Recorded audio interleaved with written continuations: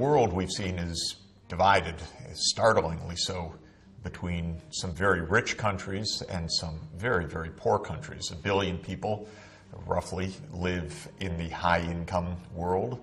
Another billion, roughly, live in the poor countries, the low-income world. And then another 5 billion, 5/7 of humanity, are in between in the middle-income countries. How did this vast difference unfold? How is it that we have countries like the United States, or some even richer, at $50,000 per person per year of income or higher, and some countries like Mali or Malawi or Niger at under $500 per person per year, less than 1/100th the income levels of the high-income countries? We certainly didn't start this way a couple of centuries ago. If you look back to the period just before the great takeoff of modern economic growth, just before what we call the Industrial Revolution, the world was fairly equal. Equal in poverty. Just about every part of the world was rural. Just about every part of the world had its population and its workforce engaged in trying to stay alive as peasant farmers, smallholder farmers eking out a survival. When it was a bad season, bad rains, heat wave, drought, people not only suffered, they died. And that kind of extreme poverty was pervasive. It was everywhere in the world. It was in Europe as well as in Africa. The world was in a condition of not complete, but nearly complete equality, but equality of poverty. The story of today's inequality, therefore, is also the story of modern economic development, what has been called the era of modern economic growth.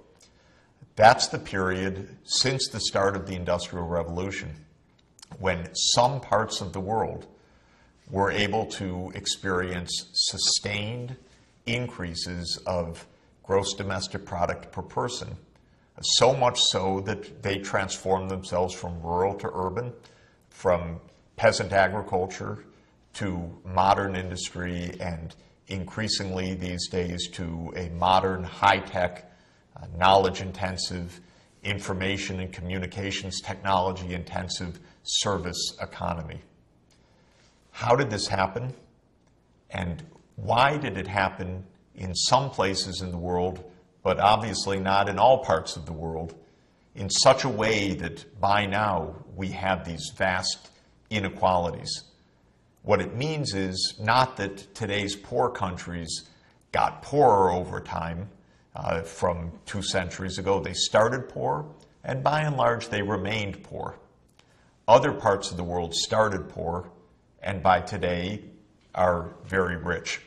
We need to understand the nature of that economic growth and, of course, why it has varied so much across the world and what can be done to unlock that economic growth in today's low-income and especially today's least developed countries. All this takeoff of modern economic growth, the Industrial Revolution and all that followed, is a new event from the point of view of human history. Humanity, our species, best guess, were 150,000 years as Homo sapiens. We are about 10,000 years as civilized Homo sapiens, meaning living in communities dependent on sedentary agriculture rather than as nomads hunting and gathering. So the Neolithic Revolution, which brought us agriculture, is about 10,000 years ago. But for a very long time, from the advent of agriculture into the Industrial Revolution itself, progress was very, very gradual, almost imperceptible. We see that very starkly in the depiction, as best it can be estimated, of the growth of the world economy. Have a look at this graph. The line of the world output is essentially flat, nearly at zero for thousands of years. We show it from 1 AD until a takeoff. And when you look at that graph, you see the takeoff, the turn up, just begins around 1750. And then it shoots up, if we're looking at total production for the world, till today.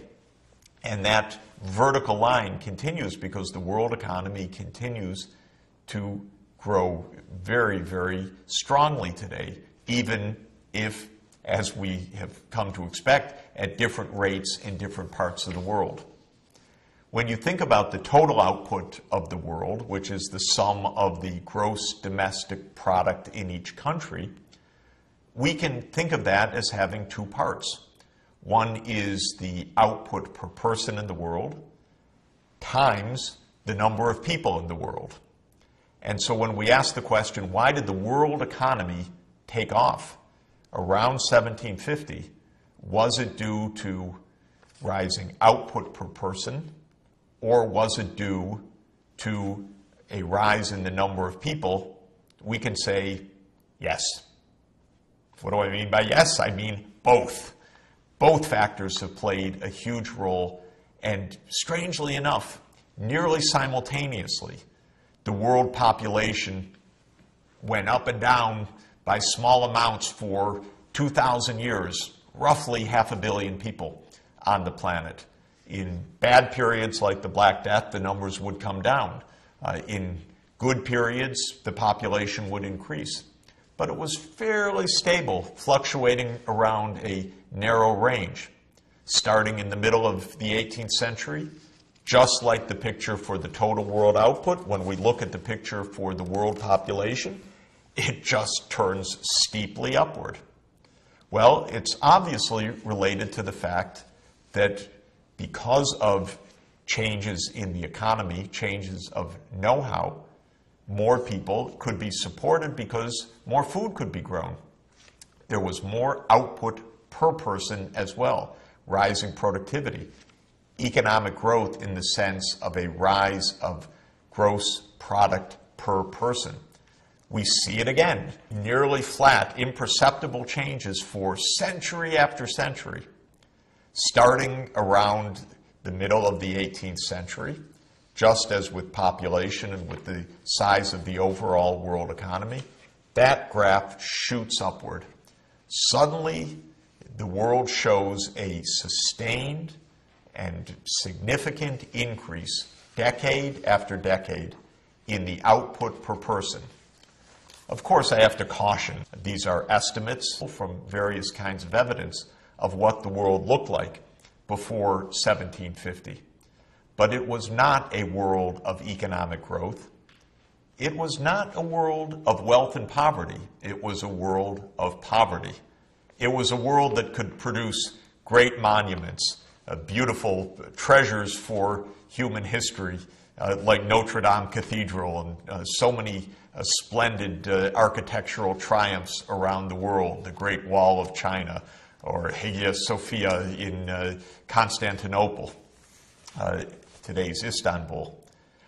But it was a world in which most people lived difficult lives, scratching out an existence, trying to grow enough food to survive season by season. One of the greatest economists of modern history, one of the leading thinkers of the 20th century, John Maynard Keynes, wrote a quite remarkable description of this long, long period of near stasis, near stability and unchanging technology from the time of the Roman Empire until the onset of the Industrial Revolution. And I'd like to quote from one of his great essays, Economic Possibilities for Our Grandchildren, written in the Great Depression of the last century, saying how powerful technology can be to help humankind improve its lot.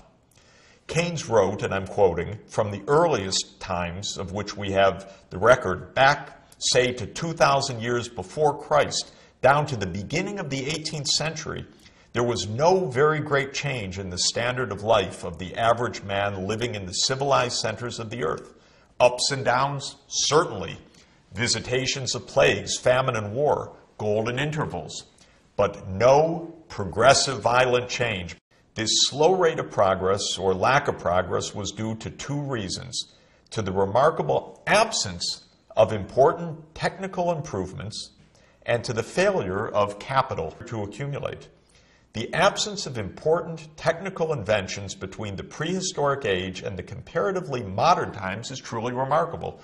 Almost everything which really matters and which the world possessed at the commencement of the modern age was already known to man at the dawn of history: language, fire, the same domestic animals which we have today: wheat, barley, the vine and the olive, the plow, the wheel, the oar, the sail, leather, linens and cloth, bricks and pots, gold and silver, copper, tin and lead, and iron was added to the list before 1000 BC. Banking, statecraft, mathematics, astronomy, and religion. Keynes's point is technology is crucial. And for a very long period, technology was relatively unchanging, to the point that one could have taken a farmer from Roman times and, if possible, through a time machine, put them down in England at the beginning of the 17th century, and they would have felt pretty much at home. Same techniques, similar living standards, a world that would have looked quite the same over a span of 17 centuries. But then, dramatically, everything changes.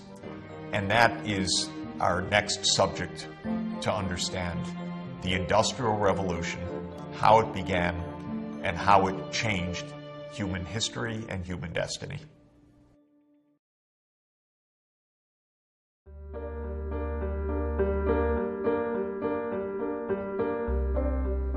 Modern economic growth began in England. It's strange. We know it. We can watch it. This unique phenomenon in human history, after millennia where living standards did not change very much, when suddenly population and output per person began to soar, started in a particular place on the planet. It didn't start in 5 places. It didn't start in 8 places. It wasn't separate discoveries. It started in England. We can watch it, and therefore we can understand how this came about. I sometimes feel it's a little bit like a biologist being able to watch the start of life, the first bit of life that emerges that gives rise to all the rest. What's so interesting about life, and one of the reasons why I view it as an analogy for an economy, is that we know that every kind of life on this planet shares some basic metabolism and DNA structure. And so the biologists have said life appeared once, and from there it has evolved. And it has created a biosphere, a world of millions and millions of species. It all started, presumably, from a cell. Modern economic growth also has a kind of DNA. It also came together from a number of different materials, and voila, something took off. Also, in a way, a living property, because a growing economy gave rise to forces that continued the economic growth once it took off. If it were so easy to create economic life, it would have happened many places. We would have had records of long economic growth in China, long economic growth in different parts of the world. But as John Maynard Keynes rightly pointed out, we did not see that in human history. So what happened in the Industrial Revolution, as we call it, in the middle of the 18th century in England, in my view, was a unique coming together of various forces that allowed life in the economic sense to take off. That first cell of a modern economy that became replicating and that eventually spread to the entire world economy took off. Well, what is it about the Industrial Revolution? I think let's take a hint from the word industry itself. For the first time, a society moved beyond agriculture as the base to one in which industry was the base. This required a fundamental change of know-how, of technology, of technical advance. But just like life itself requires a lot of interaction of the components of the cell, so too the life of an economy requires many things to come together.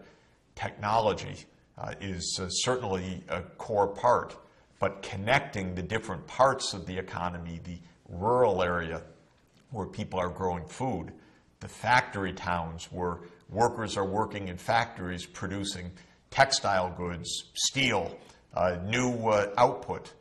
Those interconnections are needed as well. The food has to get to the city.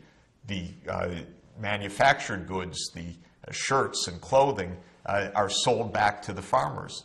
That requires transport. That requires a market. That requires exchange. And so for the Industrial Revolution to come together in England in the 18th century, many things had to be present. First, agricultural productivity starts to rise. I wouldn't call it yet scientific farming, but I would call it very systematic and evidence-based farming. Farmers learning better rotations for crops, how to replenish the soil nutrients. There was more urbanization, more trade, a market economy taking hold, property rights, rule of law beginning to take hold. Of course, there was the wonder of the scientific revolution. Isaac Newton had shown that our world in physical terms is governed by natural laws. This opened up a completely new way of understanding things, and it opened up new avenues of practical exploration as well. One of the great breakthroughs came in 1712, even before the Industrial Revolution, but maybe you could say it's the start of it. The invention of a steam engine by Thomas Newcomen. The first steam engine burning coal to create motive force was used to pump water out of the shafts of mines. It was the beginning of the revolution of steam engines and of technology. And then came a wonderfully creative, targeted genius who, working in a university lab in Glasgow in Scotland, realized that Newcomen had made a couple of design mistakes, even though it was a great breakthrough. James Watt, looking for profit as well as for glory, said, I can improve on that steam engine. And the Watt steam engine in 1776 came to life. I think it's fair to say this was the breakthrough from a technological point of view of the industrial era, and in a way, it was the technological trigger of all that followed, because now it was possible to harness massive amounts of energy efficiently, economically, effectively, to make profits. These are the components that come together in England uniquely. But of course, we have to understand always that without nature playing its helpful role, it would have been impossible. For all of the genius of Newcomen and Watt, if there were no coal in England, there never would have been a steam engine or industrial revolution. Coal, iron ore deposits that could be turned into a modern iron and steel industry.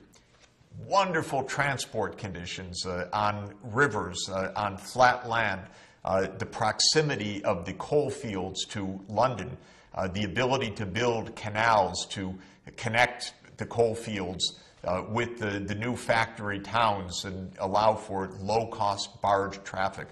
All of this is an example of the very special conditions in which nature and nurture, you could say, the human ingenuity, the spur of profits, the patent law, the rule of law, the market economy came together to make possible this industrial revolution. Have a look at the first individual who gave a modern description of this, even though he did not mention industry itself all that much, especially not the steam engine, because it was occurring exactly the same year he published his wonderful work. You're looking at Adam Smith, the author of The Wealth of Nations, I think rightly called the father of modern economics. Think James Watt produces the modern steam engine in 1776. Adam Smith publishes The Wealth of Nations in 1776. The American colonies declare their independence and the inalienable right to life, liberty, and the pursuit of happiness in 1776. Quite a year for a takeoff, putting together the concepts of a modern economy governed by market institutions, technological advance, the availability of crucial natural resources, making possible the birth of a new kind of economic life. Adam Smith explained the workings of a modern economy. He gave us the idea of the invisible hand of market forces helping to spur inventors, manufacturers, farmers, so that working together, not through literal cooperation, but by trading in the marketplace, could bring about a modern market economy. And one of Adam Smith's wonderful lines from The Wealth of Nations explains, and I quote, "It is not from the benevolence of the butcher, the brewer, or the baker that we expect our dinner, but from their regard to their own interest. We address ourselves not to their humanity, but to their self-love, and never talk to them of our necessities, but of their advantages." In other words, we buy from the baker, the brewer, the butcher.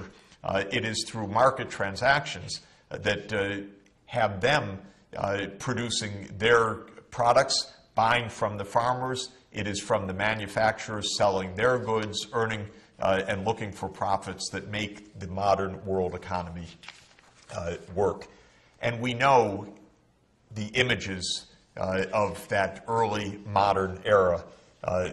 James Watt's steam engine, the new factory towns with the coal burning and the smoke coming out of the high chimneys, the new modern form of transport in the early 19th century, the steam engine pulling railroads and transforming transportation around the world, the steamship, and the new factories that are now powered by not human or animal traction as was before, people pulling and pushing machines or animals pulling plows, but now steam providing a massive, unprecedented amount of energy to drive the new industry, to make possible an unprecedented rise of a modern world economy, combining the natural resource base, the technological know-how, and a spreading market economy. Now, one of the stunned observers of this, one of the critics of some of the harshness of early industrialization, of course, was none other than Karl Marx. And Marx and his co-author Friedrich Engels wrote in the Communist Manifesto in 1848 a kind of ironic tribute to the power of this new modern economy driven by these breakthroughs in technology, changing the world in a unique way. They caught that mood, even if they didn't like it or fully understand, of course, what would evolve, and even if they rightly pointed out some of the harsh downsides, especially in that era. It's worth listening to Marx and Engels, how they described this new world in 1848. And I quote, "Modern industry has established the world market, for which the discovery of America paved the way. This market has given an immense development to commerce, to navigation, to communication by land. This development has, in its turn, reacted on the extension of industry, and in proportion as industry, commerce, navigation, railways extended, in the same proportion the bourgeoisie, the new capitalist class, developed, increased its capital, and pushed into the background every class handed down from the Middle Ages. A new world indeed had arrived. The Industrial Revolution had brought forth a new kind of economic life indeed, a unique form that created the modern era of economic growth."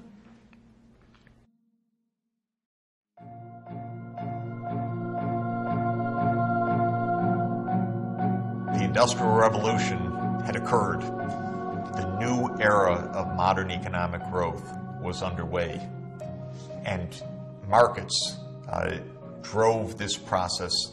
Technological advance drove this process, first in a highly uneven way, where just a few parts of the world were party to this new form of industrial economy, and eventually to nearly the entire world. This is the period that the great economic historian and great conceptualizer of economic growth, Simon Kuznets, called the era of modern growth. It is a unique period of human history.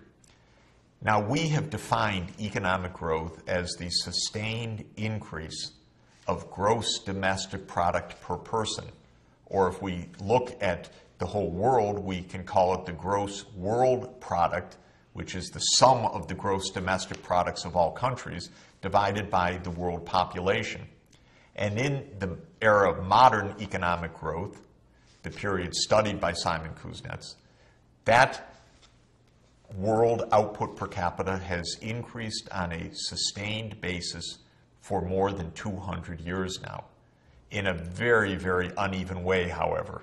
Some places have achieved marked economic growth for nearly 2 centuries. Other places, not so much. Some remained poor almost until the current day. And some very particular places in the world's poorest, of course, are places that have not yet achieved that takeoff of modern economic growth. We need to understand that process, and in order to do so, we need to make a quite basic distinction of 2 kinds of economic growth. Each one is characterized by a sustained increase of output per person, but they really have a very different underlying dynamic to them. One kind of growth is the growth of the technological leaders in the world.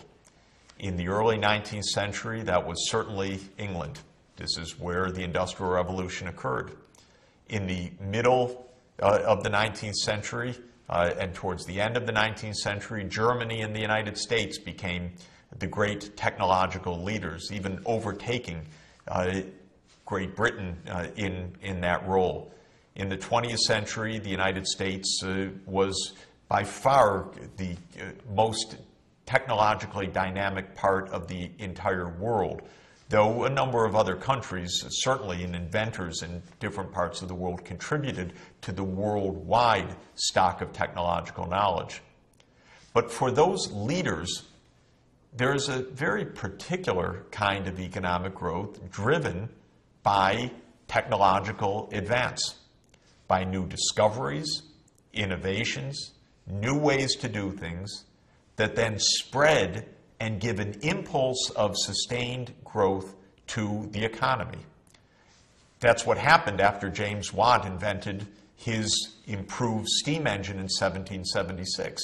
It was taken up in factories, it was taken up in mines, in the locomotives of steam engines, in steamships, and in many other technologies, and that gave a wave of economic growth of the technological leaders, those that invented those new breakthroughs.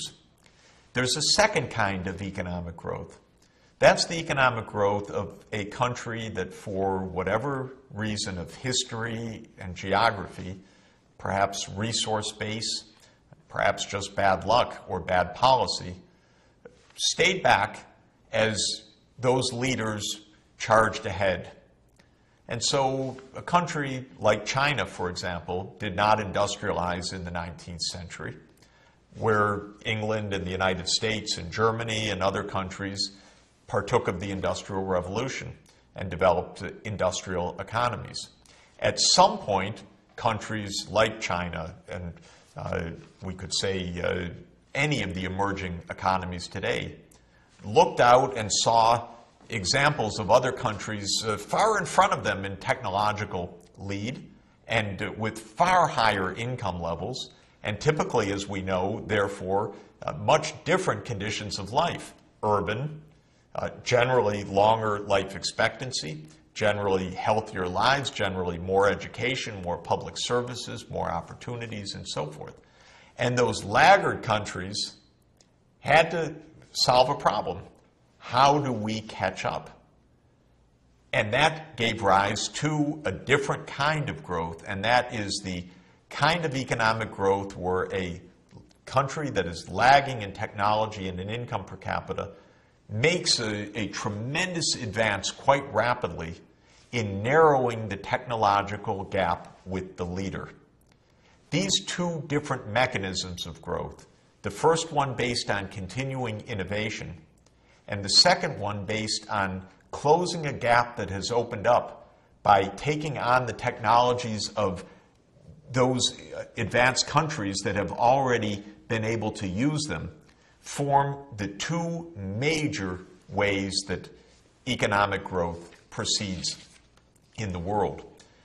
The failure to understand these differences leads to all sorts of confusion in the discussion of economic development, because the kinds of institutions that countries need to innovate, for example, to have that first kind of growth, endogenous growth, meaning growth from within the system itself, where technological advance gives rise to more technological advance, those institutions are quite different from the catching up institutions.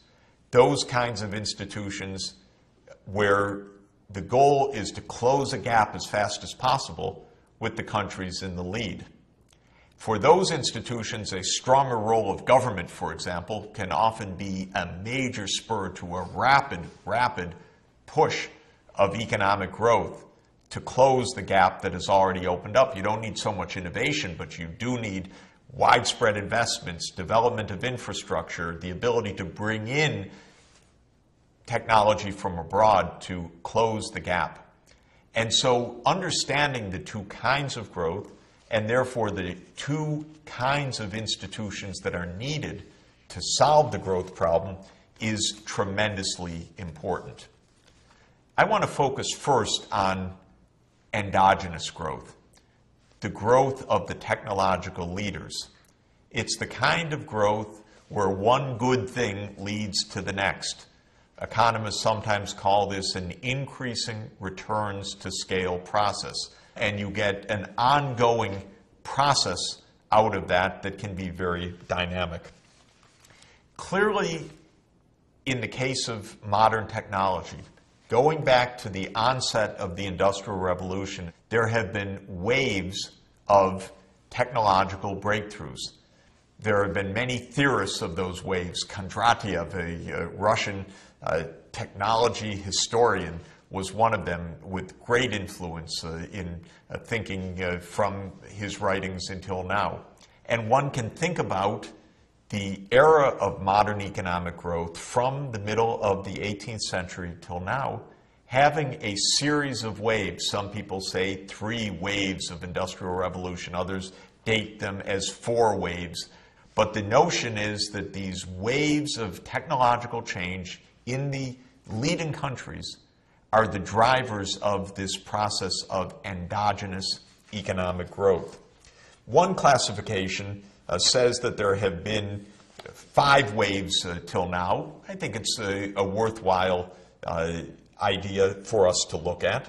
The first of these Kondratiev waves in this particular classification puts the steam engine at the core. From 1780 to 1830, roughly from the time of James Watt's invention to its widespread application. The second of these waves is the great burst of railway and steel. And even if the technological roots of railways and steel come before 1830, the takeoff of those industries could be dated roughly to that time. The third of these waves is the age of electricity. Again, the discoveries of electricity date back to Benjamin Franklin, flying the kite and understanding electricity in the atmosphere, static electricity, to Michael Faraday and the discovery of induction and the beginning of understanding of electromagnetism in the first half of the 19th century. But then Edison and others applying the new knowledge of electricity to give us electric lighting, incandescent bulbs, city streets with electricity, and then, of course, moving electricity into the homes and into the factories towards the end of the 19th century. After the age of electricity, which is put 1880 to 1930, is a fourth wave led in this classification by automobiles and petrochemicals, plastics, new polymers, new materials industries, and much more. One could add, of course, the age of modern aviation. Again, the underlying technologies for the automobile date to the end of the 19th century. The internal combustion engine, which powers the automobiles till today. But the economic, dramatic application began in the early years of the 20th century with the Model T, with Henry Ford's inventions of modern production processes on the factory line, and with the mass production of automobiles, which absolutely transformed the way we live, where we live, how we produce, and of course how we trade in the economy. The fifth wave in this classification dates to around 1970, but again with roots that go back much earlier. This is the knowledge economy, the age of computers. The great advent first of the huge mainframe computers in the 1930s and 1940s, much spurred by World War II and the immediate aftermath of World War II. And then the discovery of the transistor at the end of the 1940s, and the invention of the integrated circuit, which gave rise to the modern computing age, mobile phones, and all of the rest of industry that has been made possible by Moore's Law. Moore's Law, you'll recall, is the fact that roughly every 18 to 24 months, the number of transistors that can be put onto an integrated circuit has doubled. This means that the ability to process, to store, to transmit data has roughly doubled, or the cost of doing so has roughly fallen by half every 18 to 24 months. Well, you do that over a period of more than 50 years, and you arrive at roughly 1 billion time improvement in the ability to process, store, and transmit information. And we know that is revolutionizing the world in this great fifth wave of the information and communications technology-driven era. Will there be a sixth wave of technological change, the one we really need now, a wave of sustainable technologies, ways to produce energy, ways to mobilize energy, ways to transport ourselves and transport goods that take the massive pressures and the destructive forces off of our ecosystems. This is the great challenge. We've had now 250 years of modern economic growth. We've had waves of great technological change, and we need to enter a new era, a new wave of technology, of sustainable development technologies in the way we live, the way we protect the planet. And at least we can take confidence from the past and also grab onto some of the great scientific and technological insights that we have at hand to give us hope and confidence and determination to move forward to that next great wave of endogenous growth, this one based on protecting the planet and achieving sustainable development.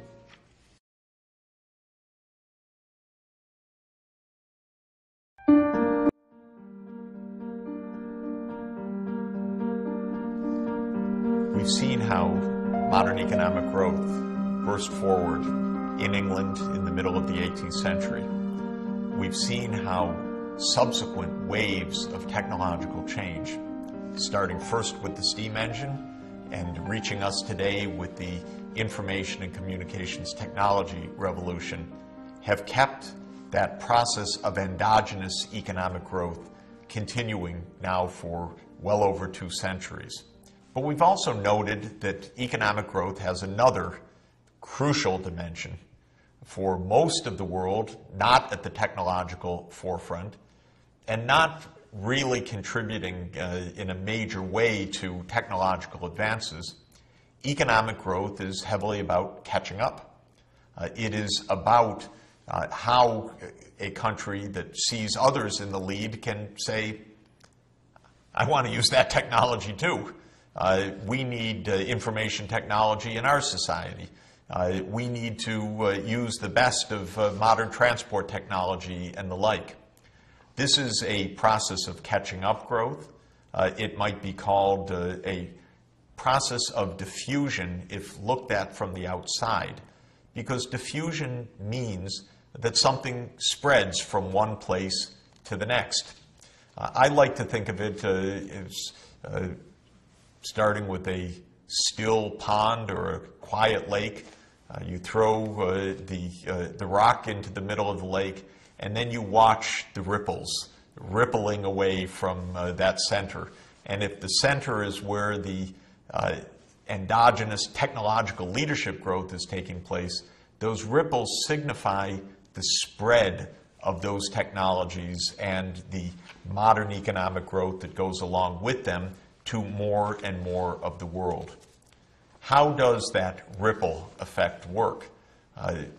What makes the ripples move forward? Why is it that some places in the world seem to be very well poised to follow a technology leader pretty close at hand, whereas other parts of the world seemingly have not been able to take advantage of technologies that are already more than a century old? It's striking to me, very troubling. Perhaps 1 billion people, some estimates have it at even twice that level, do not have access to electricity in the 21st century, where this is a technology developed by Edison and Westinghouse already at the end of the 19th century. What stopped the ripples from reaching those places that still today don't have electricity, bringing them the benefits of modern technology and modern life? That really is our question, and it is one that great economists have been thinking about for a long time. Adam Smith, way back in The Wealth of Nations, in that magnificent work about the modern economy, talked about the fact that diffusion, the spread of technology, would take time, and that it would start at the coast typically and move to the interior. Why at the coast? Because conditions for trade, for market activity are easier. Why a long time to move to the interior? Because it's very difficult to engage in trade in the interior of a country or in the interior of a continent in a landlocked country. Let me quote from Book 1 of The Wealth of Nations, 1776, because its insights continue to inform and inspire us till today. So Adam Smith says, "Since such, therefore, are the advantages of water carriage, it is natural that the first improvements of art and industry should be made where this conveniency opens the whole world for a market to the produce of every sort of labor, and that they should always be much later in extending themselves into the inland parts of the country." So Smith already says in 1776, economic development is going to start at the coasts. It's going to spread into the interior. We know today, more than 200 years later, that landlocked countries of the world, countries like Bolivia in South America, Chad and Niger in Africa, Nepal in Asia, are necessarily facing disadvantages in trade, transport, and technological advance by virtue of them being far from the ports and facing very, very high costs of trade. Well, we can go beyond that insight to a general set of insights of factors that are conducive to the move of those ripples from the center of the Industrial Revolution out to the rest of the world. I would start again with proximity to markets. The coast is one part because if you have a port, you are in a way proximate or close to, in economic terms, other ports around the world. Clearly, if you are close to a rich country, that also means that there's a big market for you. Mexico has a big market to sell to in its next door neighbor, the United States. And in the 19th century, countries that were close to Great Britain had an advantage for their own economic development of a booming economy that would provide a market for their own goods. So proximity to markets, that's one condition. Good agriculture, definitely an important fact because, after all, most of the modern economy grows in cities, in industry and in services. So you say, why do I emphasize agriculture? Because if agriculture is miserable, you may not have cities to speak of because there may be no food surplus. Countries with very weak agriculture are often exactly those places where most of the population is in farming, eking out a living, because they can't produce enough surplus even for themselves and their families, much less to feed big urban areas.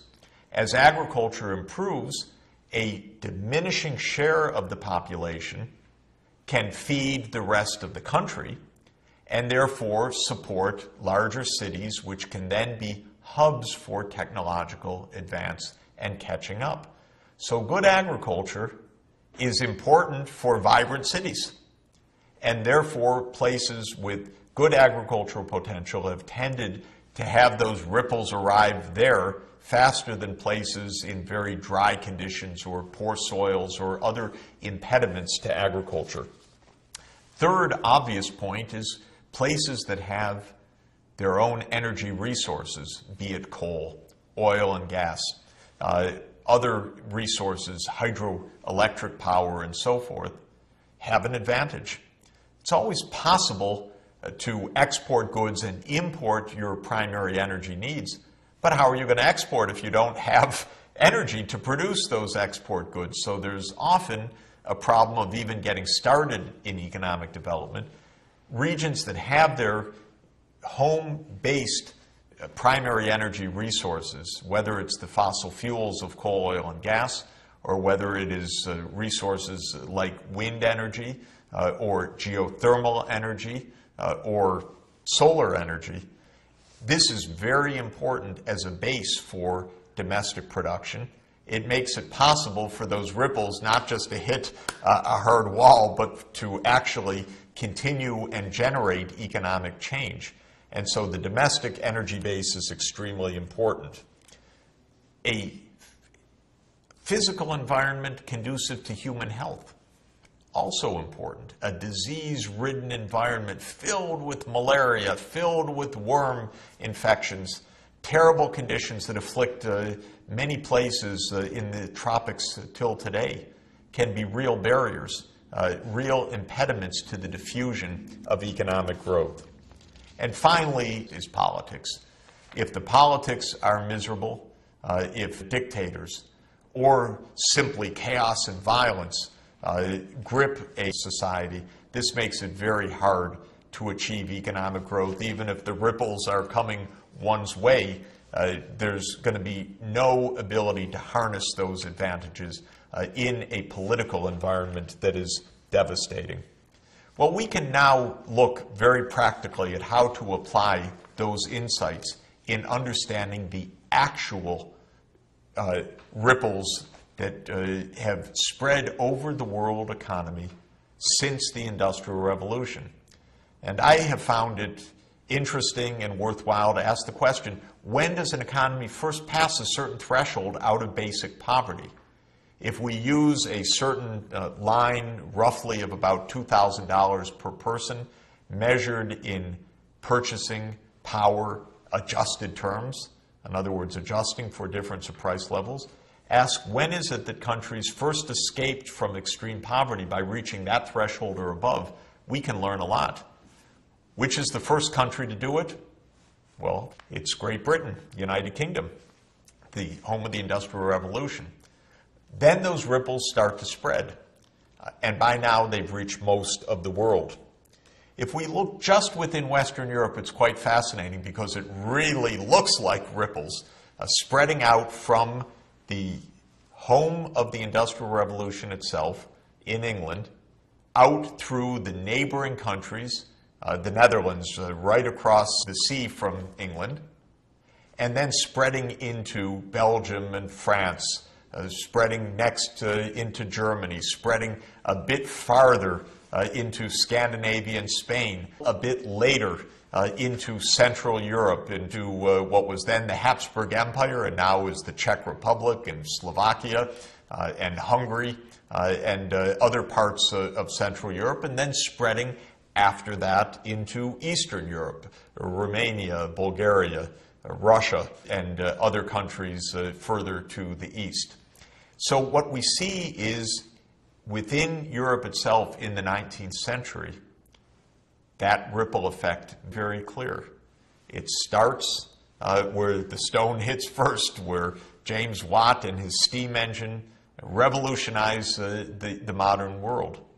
And then you have a diffusion of modern economic growth that is well dated to distance from England itself.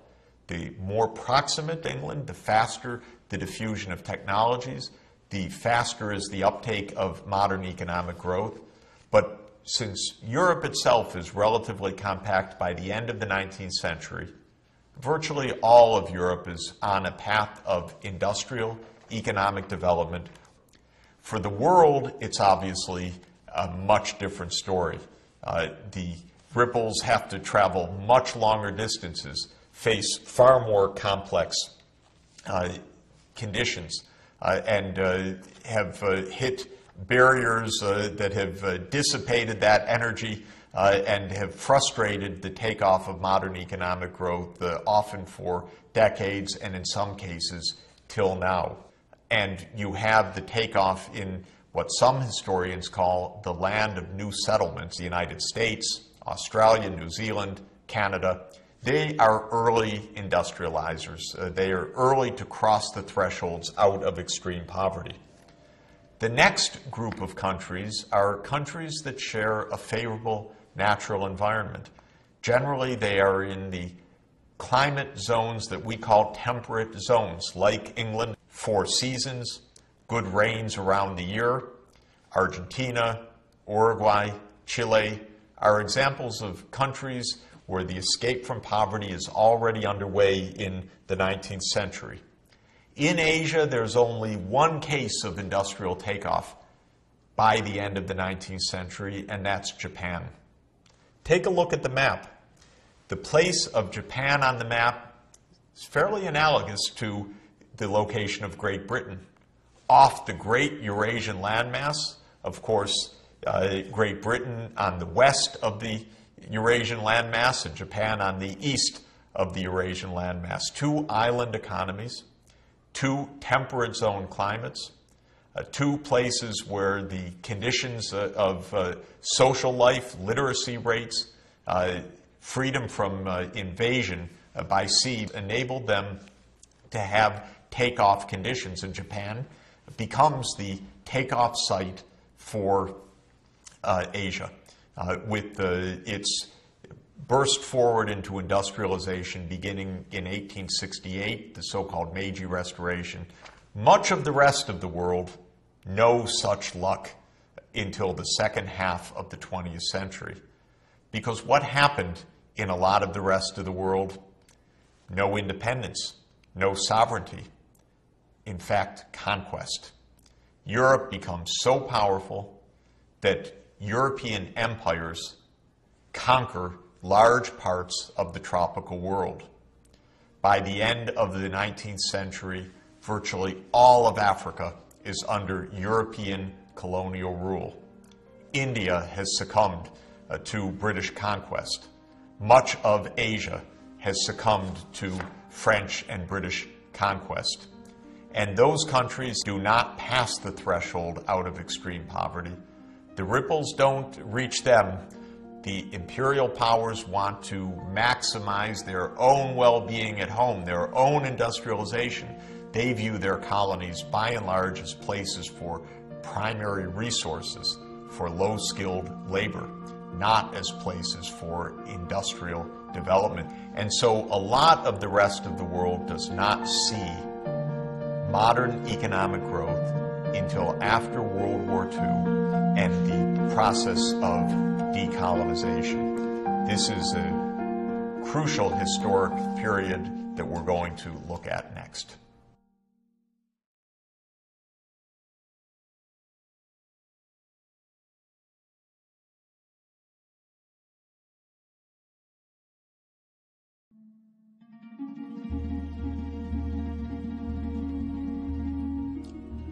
Modern economic growth took off in the middle of the 18th century. And like the ripples on a pond after a stone has fallen into the water, the ripples of economic growth spread to other parts of the world through the 19th century. The closer to the epicenter of the Industrial Revolution, the closer to England, the faster were countries to receive that ripple, to take off on their own and escape from extreme poverty. The more that countries were proximate to ports, the more that they could trade internationally, the better their climate, the more productive their agriculture. All of these were conducive to a faster takeoff into modern economic growth. And of course, politics played an enormously important role. Independence and sovereignty was essential for modern economic growth in the 19th century. Those countries that were unfortunate to succumb to imperial rule did not have the basis for economic takeoff because the imperial powers, typically the European imperial powers, weren't very much interested in educating the population, building the kind of infrastructure needed for their own industrial takeoff. Instead, they were interested in seeing their colonies as places for primary commodities to build the home industry. And the result is that by the beginning of the 20th century, one could say the following. First, it was a miraculous age because waves of technological change had led to unprecedented breakthroughs in the ability of humankind to produce, to meet material needs, to extend life, to solve long-standing problems of public health, to make breakthroughs in transport, in quality of life in so many ways through electrification, modern transportation, mass industrial production. It was already an age of huge variation between the rich and powerful on the one side and the poor and vulnerable on the other side. Modern economic growth had come to Europe. It had come to the lands of new settlement, the United States and Canada, Australia and New Zealand. It had spread to other places, mainly in the temperate zones of the world, like Argentina, Uruguay, Chile. It had not spread to Africa. It had not spread to much of Asia, which was under the pressures of European imperial rule. Nonetheless, it was a most remarkable age. And as you know, I'm such a fan of John Maynard Keynes because of the power of his economic and political vision in the 20th century. But one of the things that he wrote about this age is worth us recalling. At the end of World War I, he looked back to the period just before World War I and described this unique global circumstance. He said, and I'm quoting from his famous work, The Economic Consequences of the Peace, "What an extraordinary episode in the economic progress of man that age was which came to an end in August 1914 with World War I." He writes, "The inhabitant of London could order by telephone, sipping his morning tea in bed, the various products of the whole earth in such quantity as he may see fit, and reasonably expect their early delivery upon his doorstep. he could at the same moment and by the same means adventure his wealth in the natural resources and new enterprises of any quarter of the world and share without exertion or even trouble in their prospective fruits and advantages. But most important of all, writes Keynes, he regarded this state of affairs as normal, certain, and permanent, except in the direction of further improvement, and any deviation from it as aberrant, scandalous, and avoidable. Of course, Keynes was speaking as an Englishman, and a quite brilliant and privileged Englishman. He was the one sitting in bed sipping his tea and ordering commodities from all parts of the world.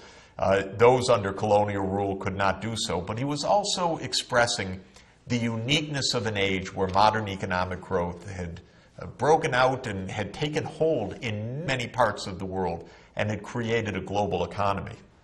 But of course, that economy came crashing apart, tragically, unexpectedly, with the onslaught of World War I. Such a destructive war that historians till today, 100 years later, are trying to figure out what could have caused that, because there were no deep motives for that war. That war was massively destructive. It unleashed chaos, deaths from violence, of course, epidemic diseases such as the flu epidemic at the end of World War I. It unleashed the Bolshevik Revolution that gave birth to Soviet-era communism. It unleashed tremendous economic forces that led to huge instability in the 1920s and that played a key role, though complex role, in the onset of the Great Depression in 1929. And of course, that depression gave rise to horrific political forces, none other than the rise of Adolf Hitler in January 1933 and the rise of fascism, and thereby the birth of the second devastating world war, which broke out in Europe in 1939 and in Asia, led by Japan, the industrial power of Asia, around the same time to create a truly world war. By 1945, technology had continued to advance, but many of the technological leaders were in ruins, though they would quickly rebuild. One technological leader, the world's technological leader, was not in ruins because other than one attack on Pearl Harbor, it was not directly touched in its own territory by the war. That, of course, was the United States, which far and away by the end of World War II was the world's leading economy, the most powerful, the technology leader, and the one that would have the greatest influence on the world economy basically until now, but in very powerful ways throughout the second half of the 20th century in technology, in forging markets, and in geopolitics. What's important for us in understanding how the ripples of modern economic growth diffused after World War II is to understand that by the end of World War II, the world was divided in three parts. And those three parts gave rise to a kind of division of the world economy that would persist for some decades and then finally themselves give way to a unified global economy. The first part was the U.S.-led part. It was the U.S., it was Europe, it was vanquished Japan, which became an ally of the United States after World War II. This part is sometimes called the First World. It was the richest part, especially after rebuilding. It was mainly a market economic system. It traded amongst each other, and it was the leading engine of technological change through to the end of the 20th century. The second world, so-called, was the world of Soviet communism. This was the Soviet Union itself, which had 15 republics, which after 1991 became 15 independent countries. It was the world conquered by the Soviet Union in Central and Eastern Europe, Czechoslovakia at the time, Hungary, Bulgaria, Romania, and other countries of the region where the Red Army sat and created Soviet-style government and economies. It included the People's Republic of China after 1949, which adopted a communist system, the one that soon enough would be very different from the Soviet-style communism. The third division of the world was the former colonial powers, because one of the mega results of World War II was that the imperial European countries, themselves in ruins, were certainly in no shape to run empires, and the former colonies had had enough of it. They not only had the ideology, the sense, the awareness that independence was theirs to grab, but they saw how destructive their imperial masters had been. The legitimacy of empire was over, and the ability of the imperial powers to continue to maintain empire was gone as well, though many of them didn't notice it because they continued to try to fight rearguard wars to defend imperial possessions.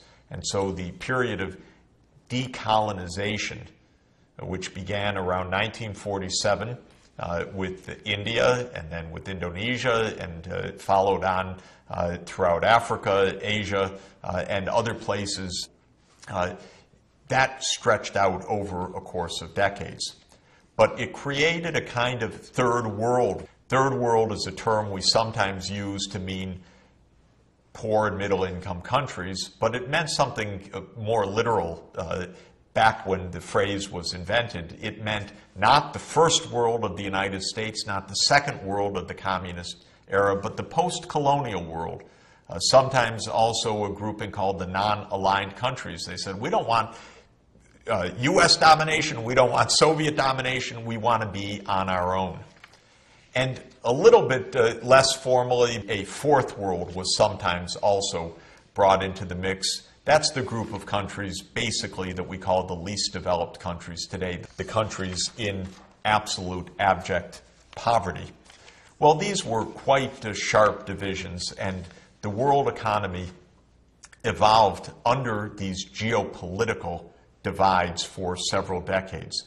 The first world recovered from the damage of World War II remarkably quickly by the 1950s, and endogenous technology-driven economic growth took hold, and the process of modern economic growth and rising living standards took hold in the first world very, very powerfully.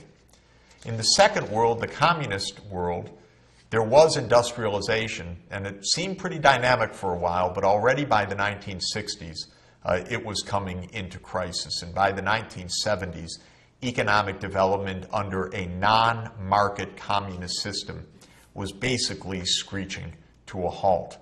Countries began to reform. China was the first great reformer in the communist group in 1978.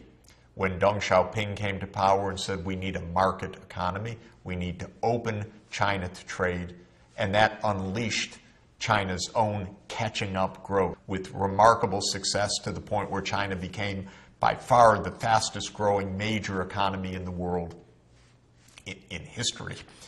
Now, other parts of the communist world took longer to break free because the Soviet Union wasn't having it for a very long time, and it was only when Mikhail Gorbachev came to power in the middle of the 1980s and began his own market reforms, and then came the revolutions of Eastern Europe in 1989, and then the end of the Soviet Union itself at the end of 1991, did the second world basically stop being its own self-contained economic unit and become part of the world economy.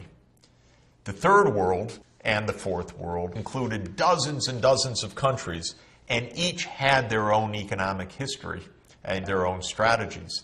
A very few of the countries early on said, we like that first world model.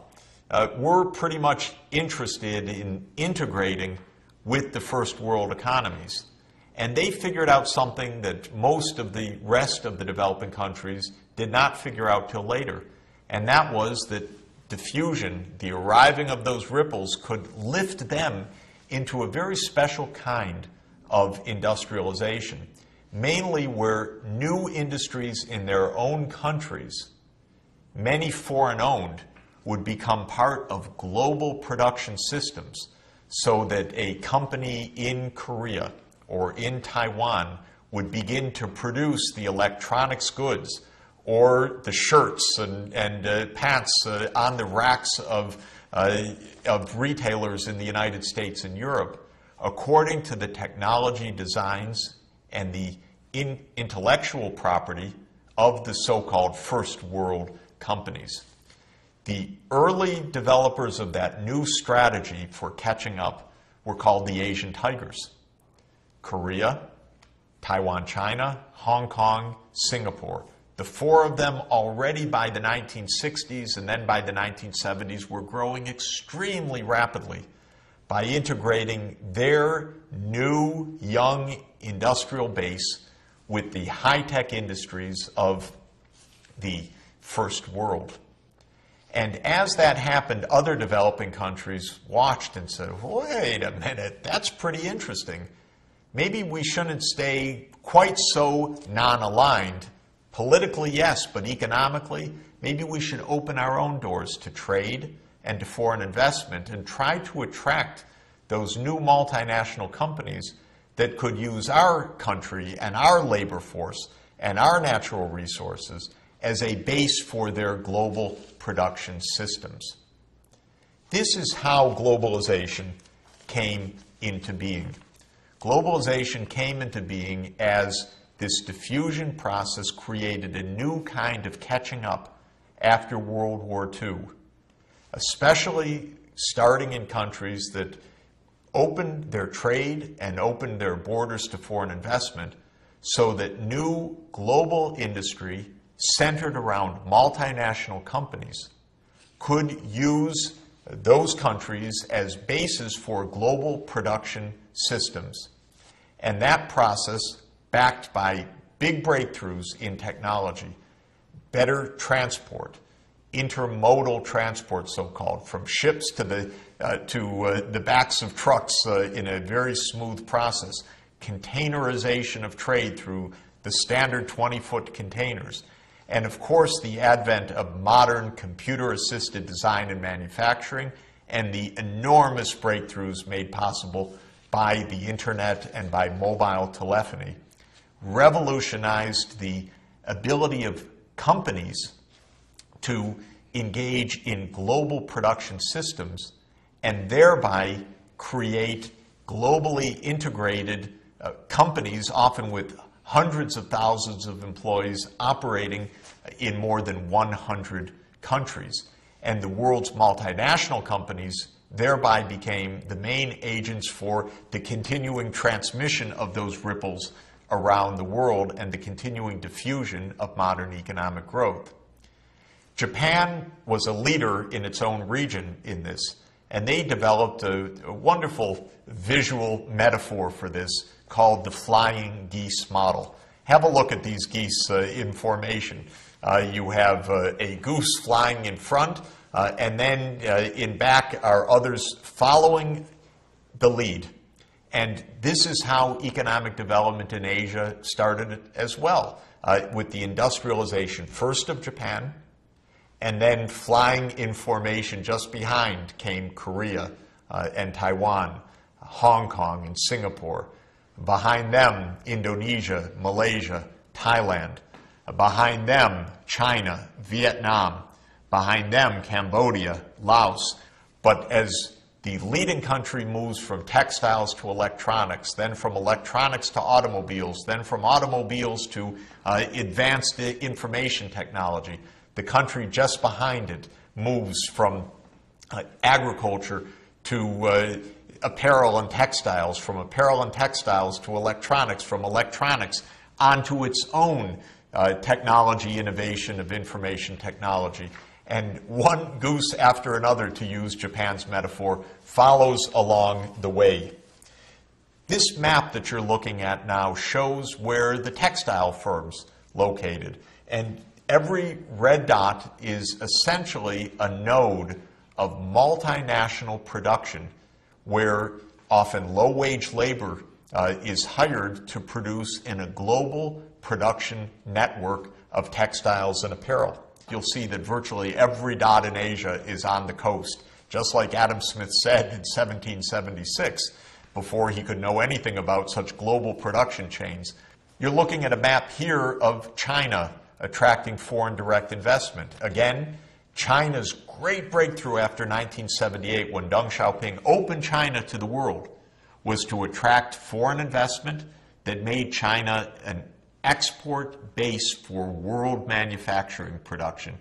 And you can see also that the wave goes from the darker provinces where foreign direct investment is the highest into the interior, moving from coast to the interior, just as Adam Smith had told us.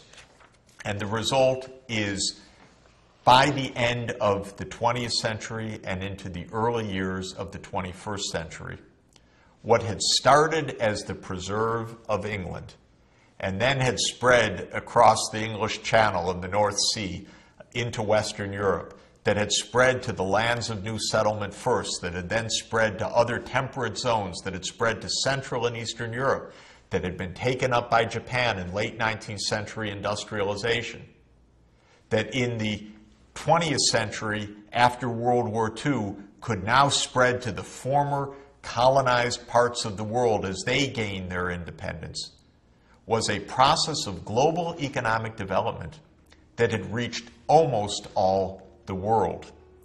There are still places where this is not true till today. Often the most landlocked interior places with difficult climate, with lack of natural resources and so forth, that have all of the burdens and few of the benefits to take hold. But for most of the world, the breakthrough by now has taken place. Of course, those who made the breakthrough early on are today's rich world. They're the high-income countries. Those that have come late to this by virtue of their history, their politics, their resource base, their geography, are today's middle-income or low-income countries. Those still waiting to take off are today's least developed countries. We're going to turn our attention carefully and in detail to how those least developed countries can make the breakthrough now in the 21st century.